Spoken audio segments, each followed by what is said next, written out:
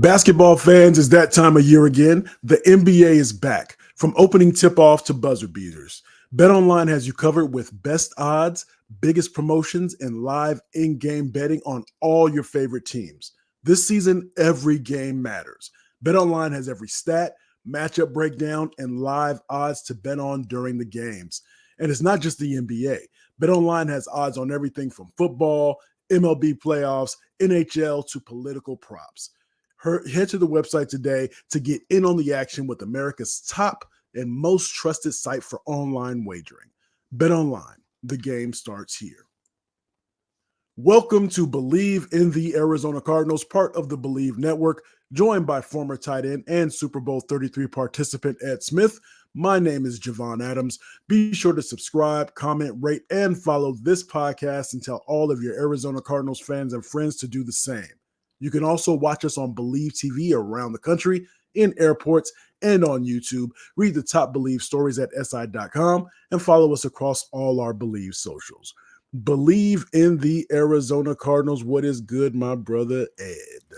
What up, though, brother Jay? Another Cardinals victory, one that we did not think we would be talking about. So, hey, crazy. The NFL, though, after this weekend, you can. There's no calling it from one week to the next. You just cannot call it. So let's dive in. Let's dive in. So we'll kind of break this down into half full, half empty, so to speak. But the biggest thing is the Arizona Cardinals are back at 500. They are 4-4 after a 28-27 victory over the Miami Dolphins. They headed to Miami and last second field goal by Chad Ryland. But most specifically, they are first, or they're tied, but via a tiebreaker, they are actually first in the NFC West. How about that? I didn't think we was going to be talking about that. I mean, knowing that they were second and stuff like that. So technically, because the NFC West is really muddled, that was going to be the conversation, let's say, for most of it. But I didn't think that they were going to be first at any real time of the year. What are your thoughts on that? Just once again, just an illustration of how upside down this the whole league is. You're talking about on a week we go to Miami, we win. Cleveland beats Baltimore. The Jets lose to New England. These are things that you just assumed were in the bag. Certain wins and losses, and once again from one week to the next, it's a topsy-turvy world. And the fact that the Cardinals were able to go over and grab this victory, does it say that we don't know what we're talking about, or the Cardinals just still don't? Nobody knows what one team can do from week to week. That to me is just, like I said, I can't figure it out. Just when you think you have your finger on the pulse, another crazy outcome. And some of it too is how these games are being lost. It's like certain things have to happen all the way through them. The key for yesterday's game for the Cardinals, the safety. Who thinks we're going to get a safety? That turns out to be the piece that brings the victory home. So along with a surprise in how the game, who's winning and losing, it's how things are happening to allow the wins and losses to happen, Yeah, at halftime, it was 13-7. The Dolphins were ahead. This is really the tale of two halves in a sense, because if you look at the numbers, for example, just the passing numbers for Kyler Murray, it would lead you to believe that Kyler had a great game throughout. And we'll get to that in the second kind of half of the show, so to speak. But 13-7, the defense was doing just enough, and we'll kind of get to that as well. I definitely want to talk about the half fullness of this story, but definitely a strong second half where Marvin Harrison Jr. got involved. I believe he had six receptions for 111 yards. Trey McBride was really getting involved, doing some different things. So what did you see, if anything? Because there were still some moments, and I think that's to be expected. No player is perfect. A rookie is going to continue to get adjusted, and so I think it was probably the Cardinals fault, or it was on them for making Marvin Harrison seem, and we talked about this last week, to make it seem as if he was going to hit the ground running, where there's a little bit of adjustment for, especially on the for if you're going to be, I guess as they say, the ex receiver, that there's so much placed upon you in terms of responsibilities. But what did you think about Marvin Harrison? Because in the first half, not so good, but in the second half, he really came alive and really showed why he was the number one. I mean, why he was the number one pick for the Arizona Cardinals. Yeah, we all, anybody who watches the game, and understands the game, at least I thought he was going to be a work in progress. Any wide receiver coming into this league, very few of them just step right in and just, demanding the ball and double coverage and, know everything there is to know about the position. There's a lot to learn. And, the fact that they didn't do as much during the offseason, preseason, that adds an extra level of it's going to take us a little while to get this thing going. And then the other thing is, with our offensive coordinator and the schemes, they have to figure out a way, not necessarily to force feed the ball to Marvin, but get him more involved and earlier in the games as well. And yesterday was another tale of early in the game. It was like, oh, here we go again. They just couldn't figure out how to get him going. The first half kind of went by, and it seemed like another one of those, mediocre efforts was on the way. And then something happened in the second half where they started, focusing on him. He was primary read, and he started running some great routes and making some great catches, and that gets everything going. So in the end, he ended up with 7 targets, 6 of them receptions for 111 yards and a touchdown. And that, that's still, you think about it, Jay, they could be getting the ball to him even more. 7 targets, we talk about getting into those double digits of targets. Now, whether it's a combination of Kyler's not seeing him running the routes properly, or them, them calling, and him being the primary read, first option on some of these pass plays, is all yet to be seen. But in the end, because, he was able to have that good second half, and because we came away with the victory, as you say, the glass is somewhat half full. Whereas, if they had lost this game, we would have focused on the fact that, hey, we didn't even take advantage of the second half. He had a good first half. He had a good, decent second half, 111 yards, had a touchdown, but we didn't get the victory. But that's not the case. We did get the victory. So, like I said, glass is half full. We still have a long way to go and a lot to learn as far as this offense. Kyler, still waiting for his, what I would call, explosiveness. He had a couple of instances where there was a couple times where I'm watching him and I'm thinking, take off, go. And it's almost like he still has those feet locked in the turf. Like he doesn't want to just, I don't know whether they've talked to him about running less or he's made it a point himself not to scramble as much. But I'm still waiting for him to get off to a certain degree and, add some, to the back of this running game. He had 5 rushes for 19 yards. That, to me, that's not a Kyler day. Kyler's 7 or 8 for 50 or 60 yards minimum, just because of his scrambling ability. So, I said we're still not hitting on all cylinders, but the reason we can talk about it with a smile is because we got the W, and that makes everybody feel a lot better than if this would turn out to be another one of those bad losses.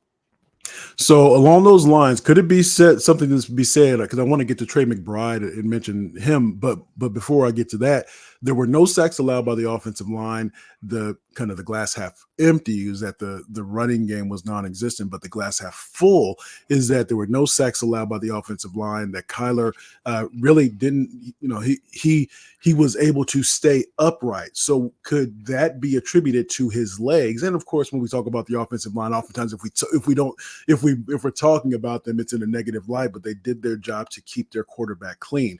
Is that both a mixture of both kudos to the offensive line and something to be said about Kyler avoiding those situations that would have put him at risk? Yeah, I mean, it is. Anytime you come walk over the game with no sacks, both the offensive line and the quarterback have to be given credit and kudos. In a lot of instances, the sack numbers don't even tell the whole game, the whole story, because we've seen where quarterback has walked into 3 or 4 sacks and shouldn't be put on the offensive line, period. But they are, because that's just the way we look at it. But all in all, it was it was a good game. It was a solid game. You and I, you stopped over yesterday, even during the day, and we talked briefly, and it was almost like, it's a win, and you can't take away from a win, because that's what every team is striving to get. However, you have to get it. It's still just, it feels almost like incomplete, though. Like we're winning, but and the other thing is, in our division, we are in first place. We're a bunch of 500 teams. And would anybody say that this, at some point, you're like, wow, this could be the best division in football if the last place team is sitting at 500 or above. Now, I mean, this is, I guess, the epitome of the most average division in football, because every team is sitting at 500 or whatever, one game below or whatever it is. So, like I said, it's we have a ways to go. We're not even at the official halfway point, because with the extra game added on, but I guess our season is still in hand, and that's a good thing.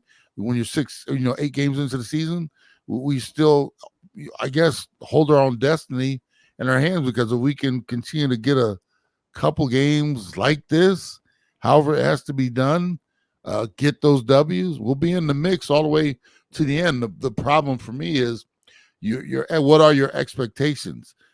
Because if your expectations are to get to the playoffs and win a game, this would be not what I would call one of the strongest playoff teams out there. If the goal is to get there and then take baby steps, we'll see where we are as far as our target. But it's still a head scratcher of a season for me, man. The game, we won a couple we're not supposed to win, lost 1 or 2 that we weren't supposed to lose. And like I said, I'm still having a hard time putting my finger on exactly what this team is and what it's capable of.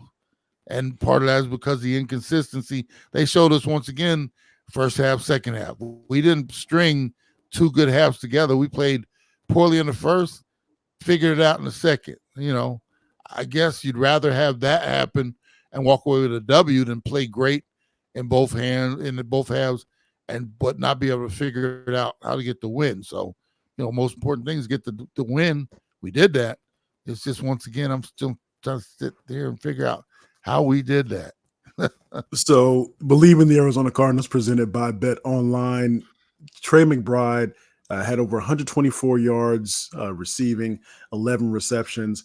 That is, when you're looking at maybe the number of receptions, it would be great to, if you have two receivers that are going over the century mark. I think that bodes well typically for your team or for the offense, that most oftentimes. And so if Trey McBride can have, I don't mind him being targeted or having so many receptions, and for Kyler to be able to look and find him, maybe being targeted more targets for Marvin Harrison Jr. But still, having said that, Trey McBride continues to impress.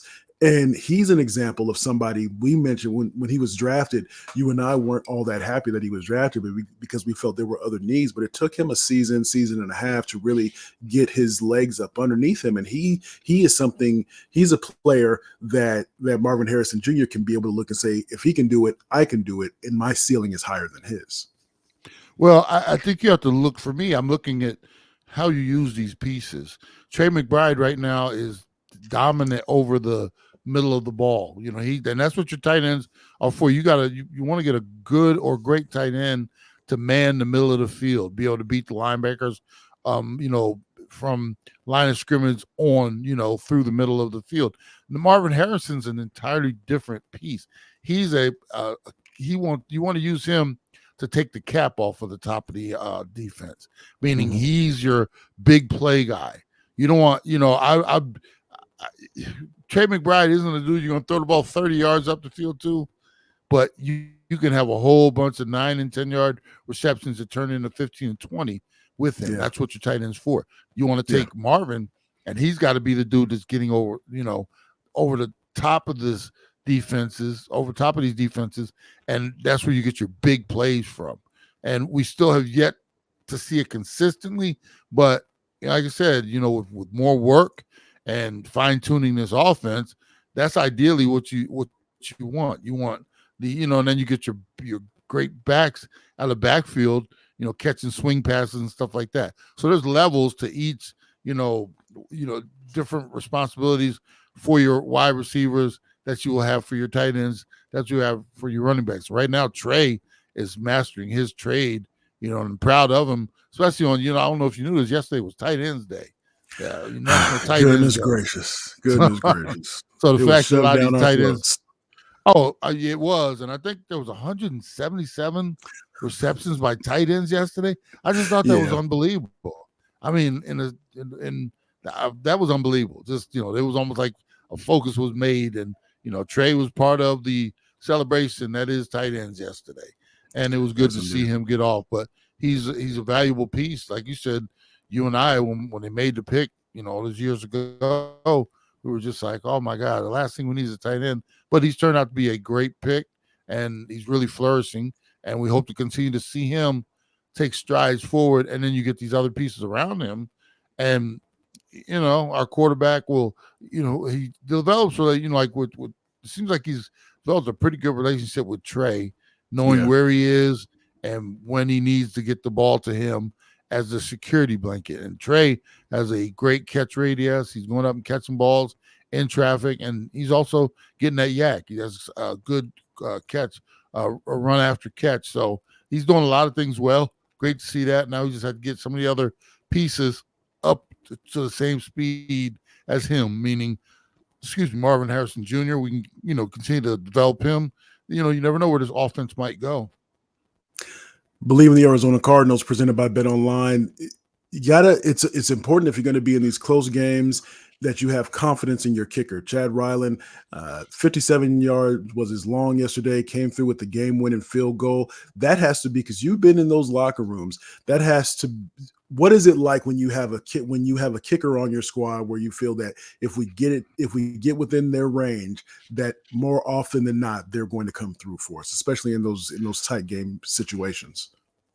Well, I played with one of the best ever in Morton Anderson, and there's no better confidence than knowing this dude is not. He makes all the kicks he's supposed to make, and then he makes some that are even out of his range supposedly. Case in point, the year we went to the Super Bowl, their kicker missed one in Minnesota. Our kicker did miss one when it came time for him to step up. And, like I said, going to the line, the only thing we got to do is our job, meaning block it, snap it correctly, and kick is going through because we had that much confidence in our guys. So, what's amazing, though, Jay, is the blase-ness of the 50-yard kick these days.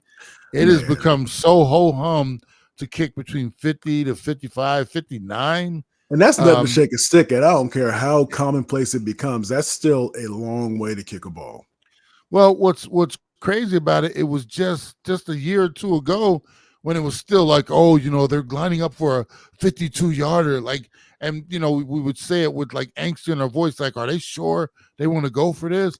And now these dudes are kicking them from 55 to 59, like I said, with room to spare. And it's now you're in range. And if you don't go for a 50-plus yarder, like say if you decide we're going to, go for it on fourth down instead of take the points, like, man, what's wrong with y'all? Take the points. It's like so automatic almost. I'd love to see what the percentages are, but it wasn't that long ago where that was just, 50-plus yarder was an accomplishment. Now, if you miss one, it's like, we got my man in Tucker in Baltimore. He, getting a little longer in the tooth, and maybe he doesn't have the leg strength he used to, but we're looking at him like, what's wrong with him all of a sudden? He can't hit from 50.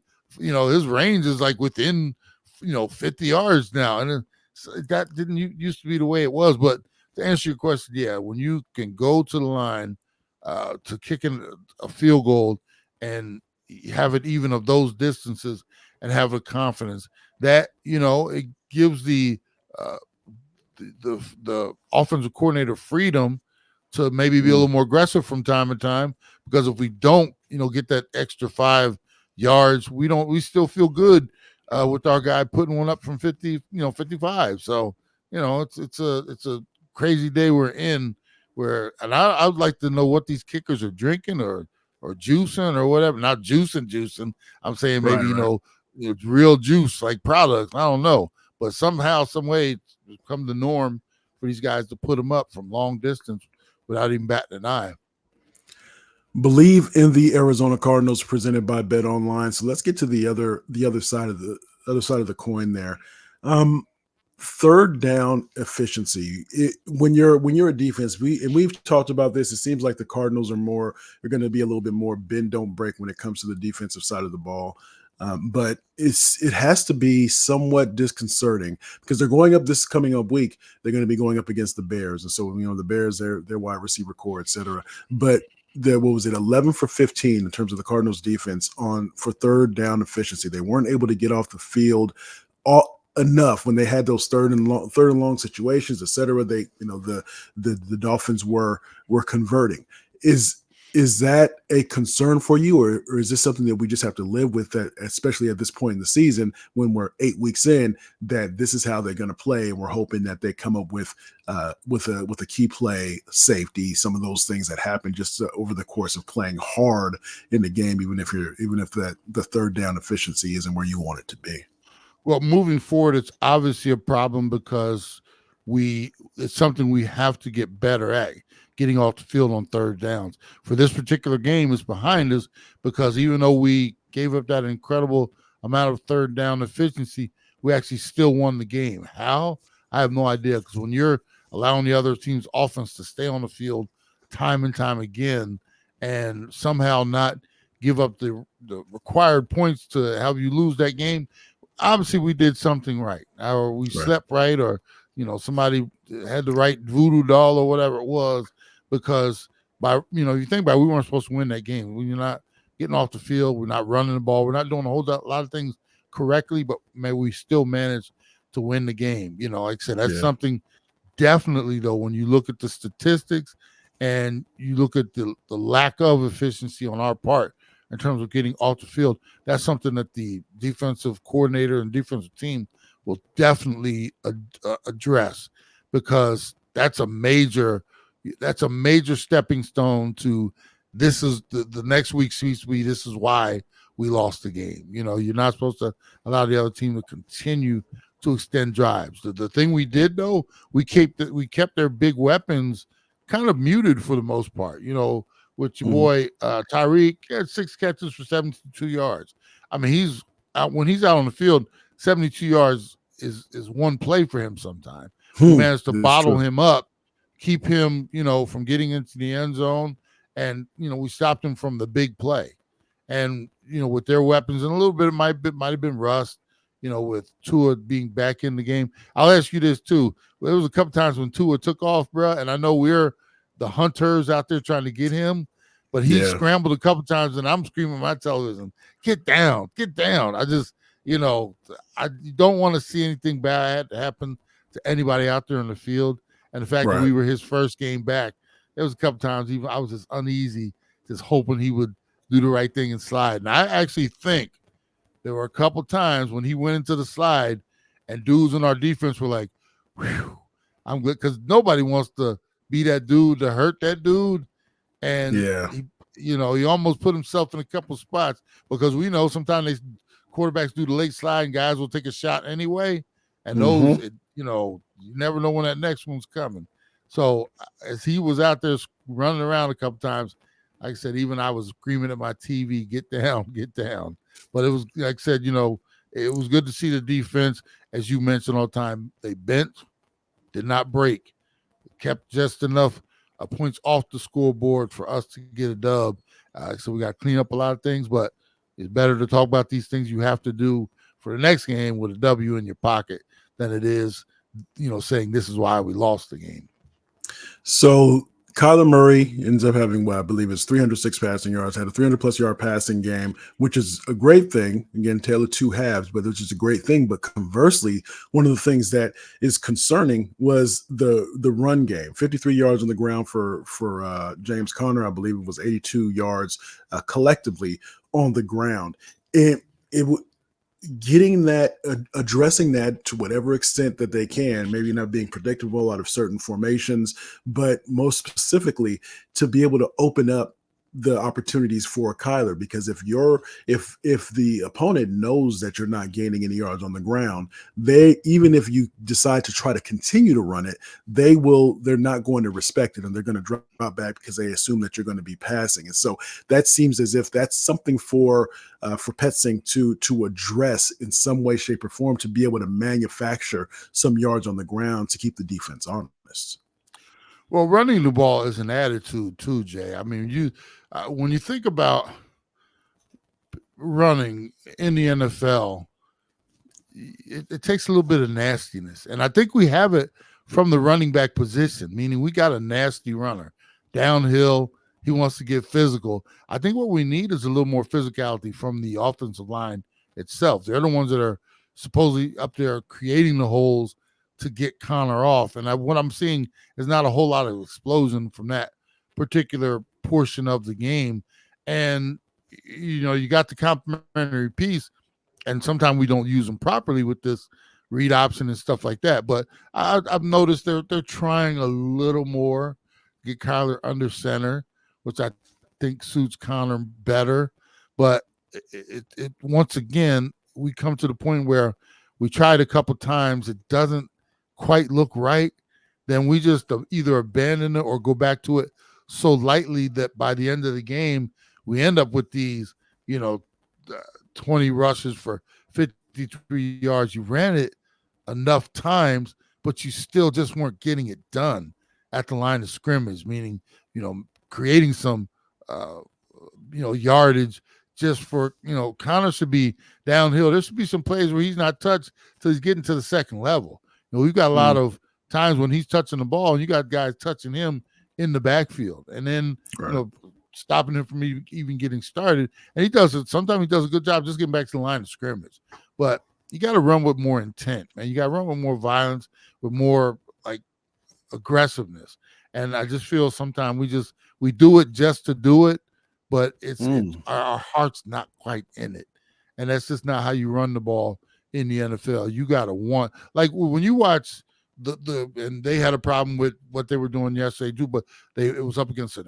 The Cleveland defense doesn't get quite as much attention and props for what they do. But when you watch Derrick Henry, when he's really running the ball efficiently, man, it looks, I mean, that dude, man, nobody wants to even stand in front of him.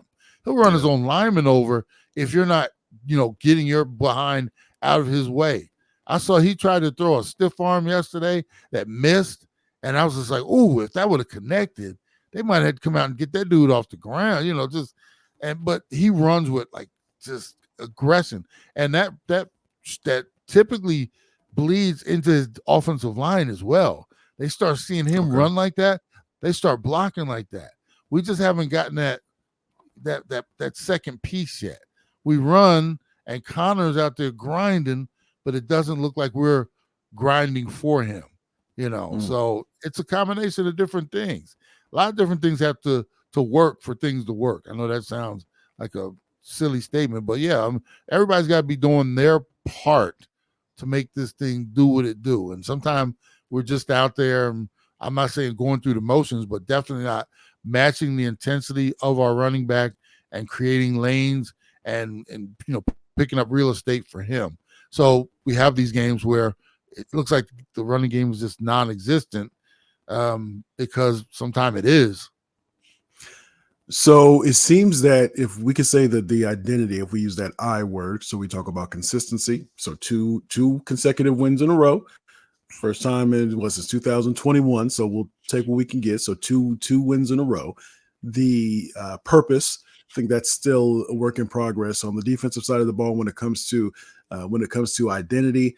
Bend don't break. We know that we're not going to have coming off of with the with the pass rush. This is where we are this season.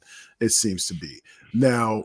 The offensive identity seems to still be uploading, because by now we should know what we are. So and that should be a little bit disconcerting, I think, to fans, because if it's going to be a tight, and hopefully it is going from here through the rest of the season, one of those tight battles to see who wins, maybe an underachieving NFC West, but the identity has to come at some point. The Cardinals have 2 home games coming up, so I know they have the Bears, and I Bleav the Jets are coming in as well, and then they have their bye. This is going to be a real opportunity to get that identity uploaded, to really figure out who you are and what you're going to be as you come down the second half of the season. Yeah, we're still searching for it. Anybody who says they know exactly what this offense, defense, and team as a whole is, if you know, please let me know, because I'm still trying to figure it out. Are we, at one point, a few years ago, the air raid, we were supposed to be just throwing it all over the place. That never materialized. As far as run game, some weeks we have it, some weeks we don't. We don't have anything we hang our hat on. And I guess that's why you have a 4-4 team as well, because if we had more of an identity, we might have another win or 2, because we stuck to our guns. So, a lot of fans are going to be happy that we're at the 4-4 spot. Me personally, I think this team, if they had a little more of an idea of what they were, could even be sitting in a much better spot. So 4-4, you can't laugh at 4 wins in the NFL. So we'll take it for now, but we have a long ways to go, and we can't just we can't just rely on what we've done to this point. At some point, they have to figure it out. We have a lot of things to still figure out, Jay. We've got to figure out a running game. We have to figure out consistency in the passing game, getting the ball to Marvin Harrison. Defensively, we got to figure out how to stop other teams, like converting on third down and extending drives.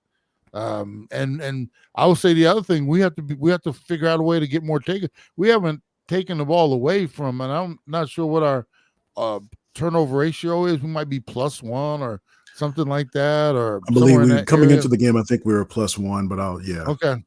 Yeah, once again, that's just treading water. You want to be taking away more than you're giving it away. So we're not taking away a bunch. We're not giving away a bunch either. But, we still, maybe have to take more chances. We have to do something to create more turnovers. So there's if I'm running down the checklist of things we need to improve on, it's much better to be running down the checklist at 4-4 than 2-6 or 3-5. So that's the good thing. Now, the part we have to worry about is we got a long way to go, and as much as we call ourselves in the game, in the mix right now, we can very well be out of it as quickly as we thought we were in it. So we got a long way to go, a lot of things to clean up and correct, but always good meetings when you're finishing them up at the end, talking about how we won the game, and that's a positive. True indeed. So this is Bleav in the Arizona Cardinals. We do this every week at two times a week. We do it on Mondays and Thursdays. Mondays, we look back on the game that was, and Thursdays, we look ahead to the game that is upcoming. And so make sure you tell a friend about what we have going on here at Bleav in the Arizona Cardinals. As always, we are presented by Bet Online. And as we always like to say around this time, before we go, congratulations to the Cardinals. 2 consecutive wins. It's celebrate the victories as you go. 28-27 victory over the Dolphins in clutch fashion. So congratulations to the Arizona Cardinals. And as we always like to say,